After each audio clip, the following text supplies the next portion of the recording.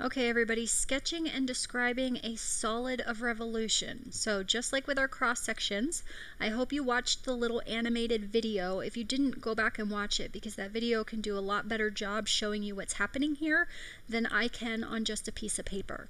So a solid of revolution. Let's do the definition and then we'll talk about it. So a solid of revolution is a three-dimensional figure that is formed by rotating a two-dimensional shape around an axis. So you take something flat, you turn it or spin it, and in spinning it, you're going to get a three-dimensional shape.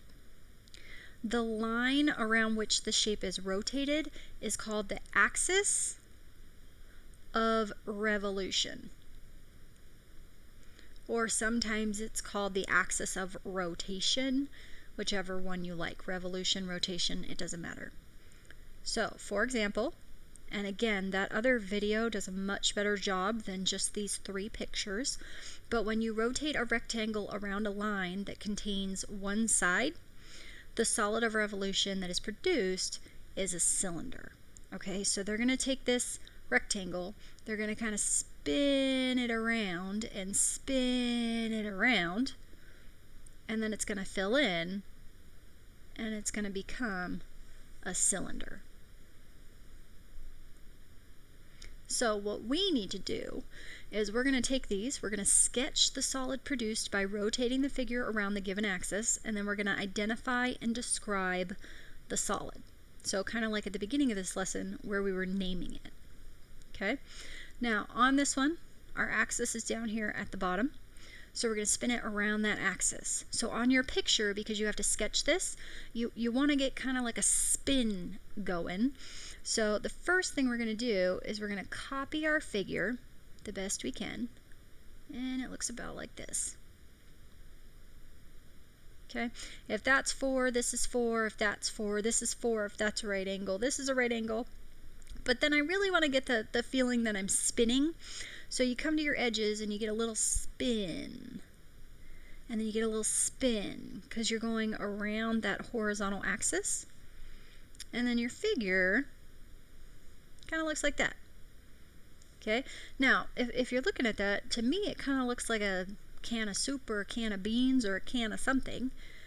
It's just laying on its side, so maybe it fell over. And that is a cylinder with a radius of blank. Okay, now if we're talking about a circle, a cylinder has a circle on the top and a circle on the bottom. So one of his circles is right here, that's his base, and one of his circles is right there, that's his base. And on a circle, from the center to the edge is your radius. So this cylinder has a radius of 4 and a height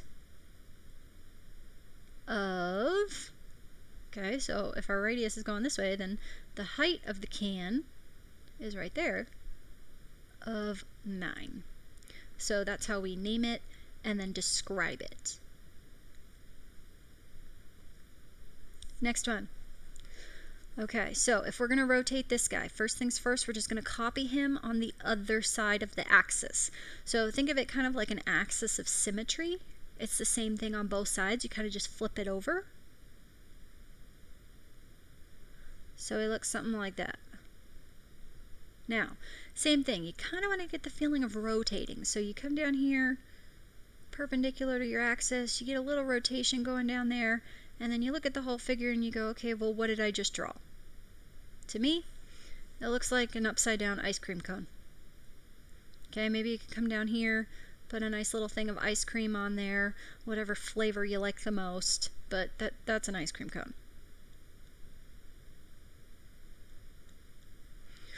Now, on a cone, same thing. If you're looking at the base of a cone, that's a circle.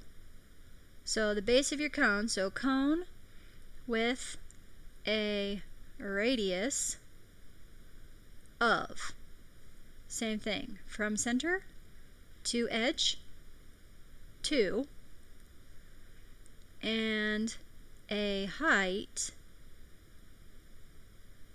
of And then from tip to bottom, 90-degree angle, so we know it's a height of 5. Last one. We're going to take a semicircle, a half of circle, and we're going to rotate it around that line. So just like before, step 1, copy as best you can. I'm really bad at drawing circular things. So there's kind of my circle. Then, just like before, we kind of want to get an idea of rotation. So we're going to rotate this way. We're going to rotate maybe this way because this guy has a lot of rotations. I'm really bad at drawing. I hope I'm giving you a visual of what's happening here. It looks like a circle, but you have to think 3D. Okay? So if you got a circle that's 3D, I hope you're thinking, yeah, that's a ball. But again, we're not calling it a ball. So this created a sphere. Now, a sphere is kind of in his own realm. Remember, he's not a pyramid, he's not a prism. So typically when we're talking about these things, we have a radius and we have a height. Because if it's a three-dimensional figure, we've got 3 dimensions. Well, a sphere is a 3-dimensional figure, but he's really only got like one thing that we name him by, and that's his radius. So his radius can go this way. His radius can go this way. It should be the same number. So a sphere,